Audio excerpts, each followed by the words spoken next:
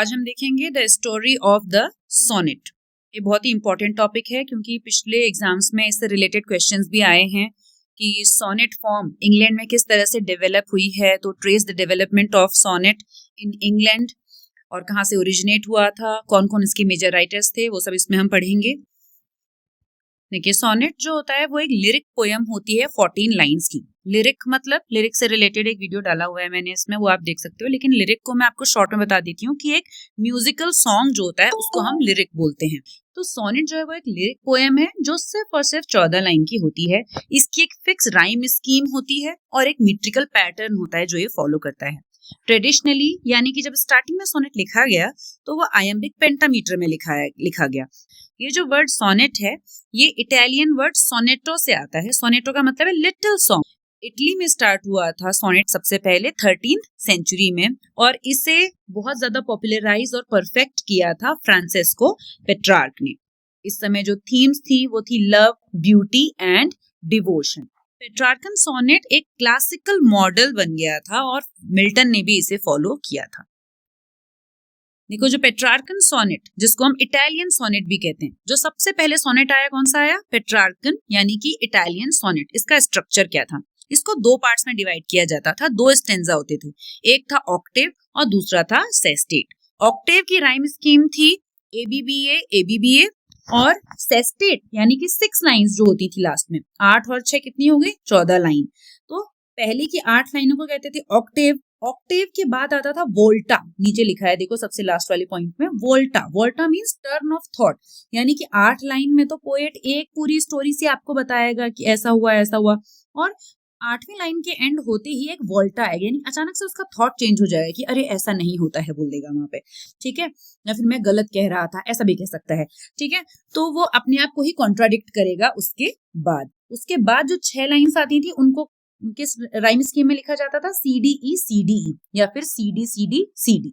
Arrival of the sonnet in England. तो ये जो सर थॉमस वायट और सर हेनरी हॉवर्ड, ये जो दो लोग थे, सर हेनरी हॉवर्ड को ही हम अर्ल ऑफ सरे के नाम से जानते हैं। जब ये यूरोप में यहाँ वहां ट्रेवल कर रहे थे तो वहां इन्हें सोनेट नाम की फॉर्म दिखी और इन्होंने कहा कि हम इसे इंग्लैंड में इंट्रोड्यूस करेंगे। और वापस आके इन्होंने सोनेट्स लिखे, छोटे छोटे लव सोनेट्स लिखे। ठीक है, और धीमे धीमे ये जो सोनेट फॉर्म थी इसे पॉपुलराइज किया शेक्सपियर ने, मिल्टन ने, स्पेंसर ने, और इन्होंने अपने अपने तरह की राइम स्कीम्स भी बनाई। सोनेट हमेशा 14 लाइन का ही रहा, लेकिन राइम स्कीम उसकी चेंज हो गई। तो जब आप arrival of the sonnet in England के बारे में बात करेंगे तो आप देखेंगे कि कौन इन्हें लेके आया। तो उनको हम बोलते हैं वायट एंड सरे, क्योंकि इनका टाइटल था अर्ल ऑफ सरे हेनरी हॉवर्ड का, इसलिए इन्हें सरे भी बोला जाता है। ठीक है, They adapted the Italian form to suit the English language, और अर्ल ऑफ सरे जो थे उन्होंने इस फॉर्म में थोड़े से चेंज भी किए और लास्ट में एक कपलेट लेके आए। कपलेट मतलब जैसे दोहा होता है ना, दोहा की दोनों लाइनें एंड में मैच करती हैं, ठीक है, एक जैसे राइम करती हैं। तो वैसे ही उन्होंने एंड में इंट्रोड्यूस किया एक कपलेट लाइन। इसमें भी सोनेट की 14 ही रही।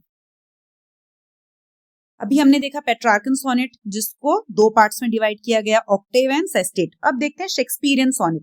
बाद में शेक्सपियर यानी कि अर्ल ऑफ सरे ने जो चेंज किया था सोनेट में उसको शेक्सपियर ने फॉलो किया और इसे पॉपुलराइज भी किया। इसमें थे 3 क्वार्ट्रेन्स और एक कंक्लूडिंग कपलेट।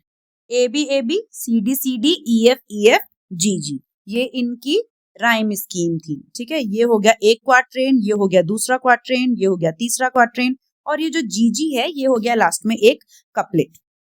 जो कॉमन थीम्स होती थी सोनेट की वो थी love, beauty, time, mortality, nature और आर्ट। स्पिरिचुअल सोनेट्स, जो सबसे इंपॉर्टेंट सोनेटियर्स हुए हैं इंग्लैंड में, सबसे पहले आए थे वायट एंड सरे, और इनके सोनेट्स को एक रिचर्ड टॉटेल थे, ये व्यक्ति थे जिन्होंने टॉटेल्स मिसलेनी नाम से एक वर्क निकाला। सॉन्ग्स एंड सोनेट्स भी कहा जाता है उसको, और इन्होंने 1557 में इनके सोनेट्स कलेक्ट करके उनको इसमें पब्लिश किया। सेकंड आते हैं sir Philip Sidney. Philip Sidney ने एक वर्क लिखा था एस्ट्रोफेल एंड स्टेला, और ये भी एक सोनेट सीक्वेंस था। फिर आते हैं विलियम शेक्सपियर जो कि बहुत ही मेजर ड्रामेटिस्ट हैं इंग्लिश लैंग्वेज लिटरेचर में। तो विलियम शेक्सपियर ने 154 सोनेट्स लिखे थे। फिर आते हैं सर एडमंड स्पेंसर इन्होंने अपना अलग ही तरह की राइम स्कीम चलाई। इनने कहा ना मैं शेक्सपियरियन फॉलो करूंगा, ना ही मैं पेट्रार्कन फॉलो करूंगा। इनने क्या फॉलो किया, अपनी ही स्पेंसरियन राइम स्कीम बनाई। फिर आए जॉन मिल्टन, इन्होंने क्या किया, पेट्रार्कन सोनेट को ही फॉलो किया। अभी मॉडर्न पोएट्स भी कई सारे सोनेट्स लिखते हैं। उनमें है George Meredith, Robert Frost, Pablo Neruda, E Cummings और अर्नेस्ट हिल्बर्ट। अब देख लेते हैं 3 forms of the sonnet. Petrarchan sonnet, ये वो थे जिन्होंने सोनेट शुरू किया, ठीक है, पेट्रार्क। तो इनकी जो सोनेट की राइम स्कीम थी उसके नाम पे इनके सोनेट को कहा जाता है पेट्रार्कन सोनेट। इसकी राइमिंग पैटर्न है ऑक्टेव और सेस्टेट। पहले 8 लाइन है, ABBA 8 है ना अल्फाबेट, और CDE 6 लाइन है। ये हो गया आपका सेस्टेट और ये हो गया ऑक्टेव। इनके बीच में आएगा वोल्टा, टर्न ऑफ थॉट, अचानक से थॉट ही बदल जाएगा। और कभी कभी CDE नहीं होता था, CDC भी हो जाता था। शेक्सपियरियन सोनेट जो था उसकी राइमिंग पैटर्न था ABAB, CD EF और लास्ट में GG। अर्ल ऑफ सरे ने इसको ओरिजिनेट किया था और शेक्सपियर ने फॉलो किया था। तो पहले वाले में किसने लिखे थे, फ्रांसिस्को पेट्रार्क ने इस तरह के सोनेट्स लिखे थे। सेकेंड वाला जो इंग्लिश सोनेट है विलियम शेक्सपियर ने लिखा था।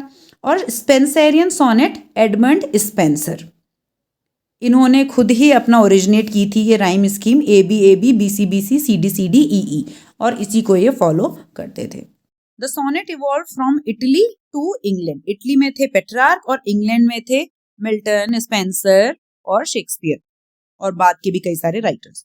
इंग्लिश पोइट्स ने इस फॉर्म को मॉडिफाई किया कि उनकी लैंग्वेज की जो राइम है, उनके लैंग्वेज में जो वर्ड्स हैं या जो उसकी क्वालिटी है उसको वो सूट करे। तो इन्होंने इंग्लिश सोनेट बनाया। इंग्लिश सोनेट को ही हम शेक्सपियरियन सोनेट कहते हैं। ये बहुत ही इन्फ्लुएंशियल पोएटिक फॉर्म है और ये आज भी लिखे जाते हैं।